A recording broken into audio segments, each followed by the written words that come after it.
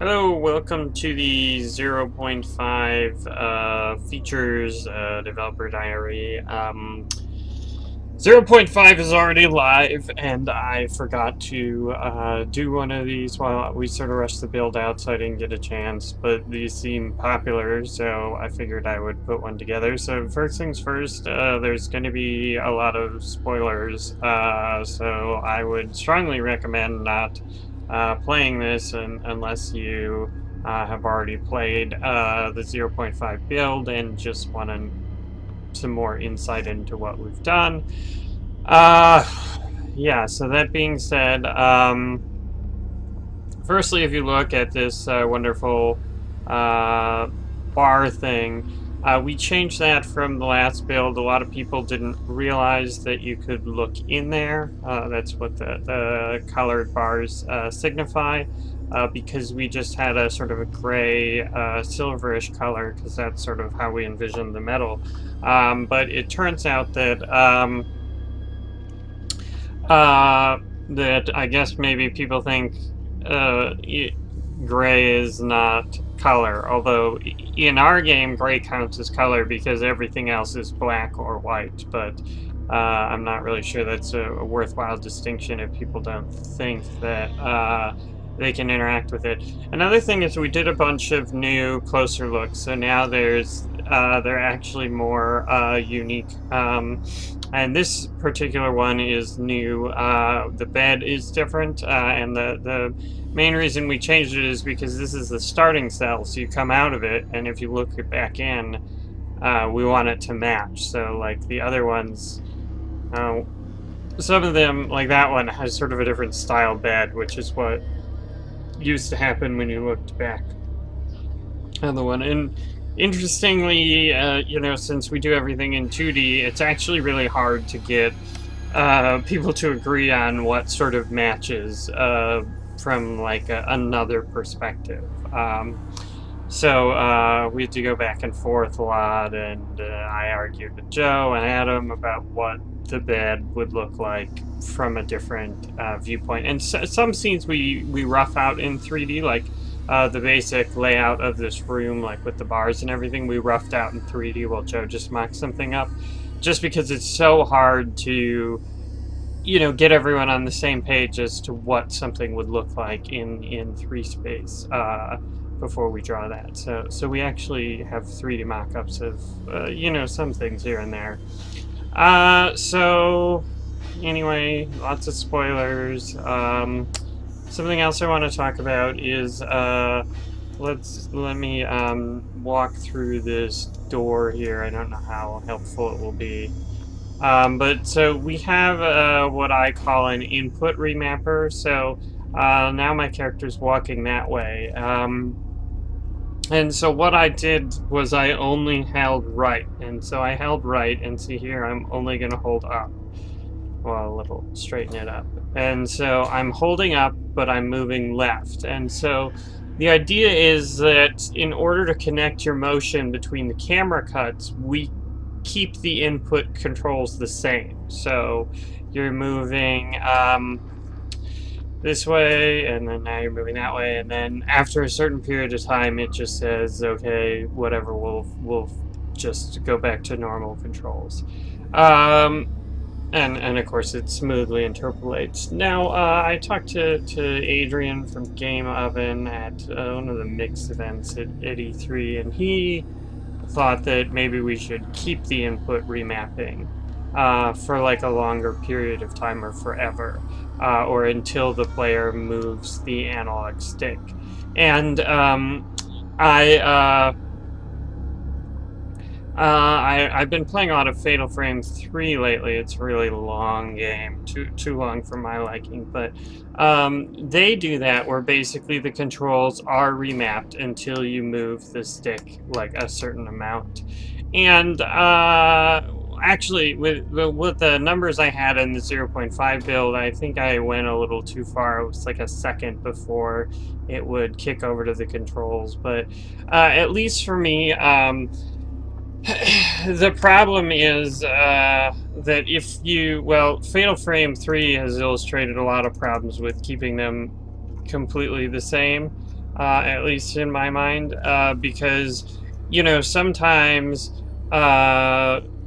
you'll, I don't know, so they do weird things where the camera jumps around like 180 degrees and you'll be holding backwards and running forwards, and then you'll get confused. And so if you just try and do like a little course correction, or your analog stick moves just a little bit, then it'll totally reverse your controls if you're trying to go straight. And so I'm not sure that's the best solution. And of course, you know, for Fatal Frame, it may have been the best solution, but for our game, it may not.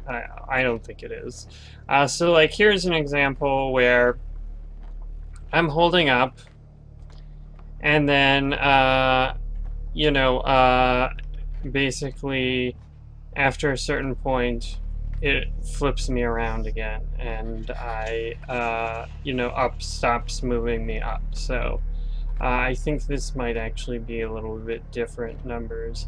But if you know, actually adjust the analog stick, then it'll blend over sort of smoothly. I guess we could do with a cut, but I don't know. I think it works pretty well, just because, at least for me, I you know, usually sort of rotate the stick, and so while you're rotating, it's fixing it. I don't know. If you play the game and go around corners, I'd be interested to see what you think. But I think we have a little bit better numbers in right now than we have in the 0.5 build. But it was a somewhat significant change, because I think it would only remap it for like a quarter of a second or something before. Anyway, I guess maybe that's not so interesting to anyone else. But a really interesting fix is, well, again, this is only really interesting if you care about technical things, which I, of course, care about technical things. I'm not sure anyone else does, but since this is my developer video, I can bore you if I want. In 0.4, if you go into the cabinet and press pause, the game would crash. And the reason was because there was a situation where I basically, there was an option to either fix it the right way or fix it the easy way, and I chose the right way, and that was not the best choice because it ended up causing problems. It's one of those sort of, do you do things in update or draw, or what sort of update order? Do you do programming? You know all about those. The other thing is, I fixed for these cabinets, it used to be that sometimes when the doors shut, your ankles would get cut off, and that's an issue with the navigation mesh. You can see it works here, but that was an issue with the navigation mesh and not going far enough for where the cabinet is. And you can see there's a slight pop when I move after I exit, and that's because the navigation mesh doesn't go to the right place. But just in case we don't fix all the navigation mesh, I thought it would be better to let the player sort of move off the navigation mesh to get into the cabinet. So again, minor bug fix, probably no one cares. I guess I'll get to the meat of the developer diary, which is the level that was new for the 0.4 build and all the changes we did. So let's see. It's a good point to start. So firstly, if you'll notice, you automatically get the candle in this room, and that's because people thought not getting the candle was a solution. But it was not. So hopefully I bored everyone who hasn't played the build, and so I'm not going to spoil anything. But here's what's the new enemy for the 0.4 build, and a lot of people had trouble with her. So I don't know. I thought it was really cool. But so what I do, the first thing is, oh crap! I'm gonna run away because she's scary. And so that's sort of what I thought people would do. Like, oh no, she's scary, run away. And then, holy crap, she disappeared. It's a miracle. It turns out that's not what people did at all. And that's sort of counterintuitive for the way they're playing the game. And I think that's mainly because you know, you sort of engage the other enemies or hide, and there's no place to hide, and she can see in the dark, so you can't, you know, get rid of her with candle. But just running by her doesn't work. And so see here, you wake up, and then bam, automatically get the candle, and now I can play. So no one can try that as a solution, but what I was thinking is that, people running away didn't really work for people, I guess. And, we don't want to put in a help prompt that say, oh no, run away. So let's say I'm slowly walking away, trying to figure out my options, keeping my distance, but, oh no, she's gone! Oh, yay. I did it. Or something. So that's sort of one of the new solutions, and it's actually a really complicated, multifaceted solution. Whoa, scary!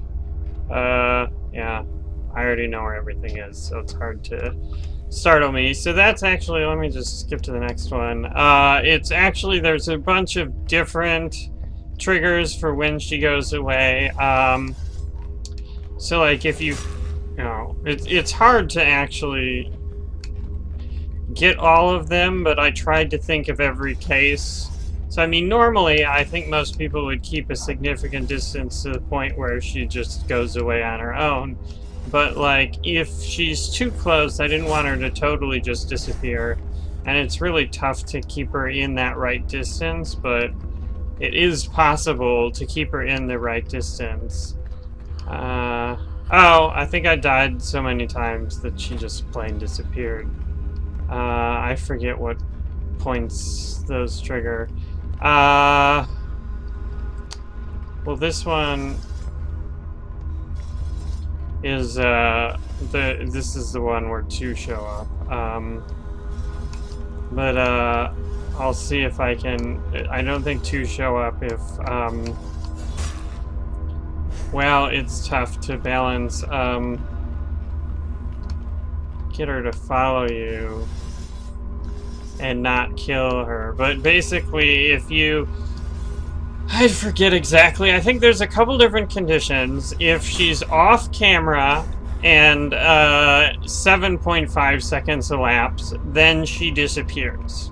So that's one new condition. If she's on camera and somewhat close to you, but not too close, she'll disappear after 15 seconds, I think. Although some of them, I think I tuned it so they wouldn't, I can't remember. There's a lot of ins and outs, so we want them to feel sort of dangerous and fresh and not show you the logic beneath them. So really, I probably shouldn't tell you all these secret logics. Okay, so she faded out there. I don't know. I think probably she was chasing me for... I don't know. I can't remember. It's hard to say exactly why she disappears, but basically my point was, and now they're both gone, was just that I didn't want anyone to get in a position where they couldn't, where she wouldn't just sort of go away. So also, if you trigger them and then leave the room and come back, they'll be gone for good. Which I think is a big win. So I mean, like, if you just turn around, run away, go in the door, go out, you've defeated them. They're gone for good. Which I think is helpful. Because I think that's what some people were trying when they couldn't figure out how to get her. But now that she just disappears, I think she's probably it's probably good enough for everyone. So anyway, those are some of the improvements we put in the 0.5 build. Hopefully the video wasn't too boring. But I mean, I think that the main thing is just sort of the new disappearing cases for the whatchamadoodle, Lydia, and what else? You know, some more polish on the asylum. We'll start working on that. Oh no, it's dark. So anyway, thanks for watching, and I hope you enjoy the 0.5 build.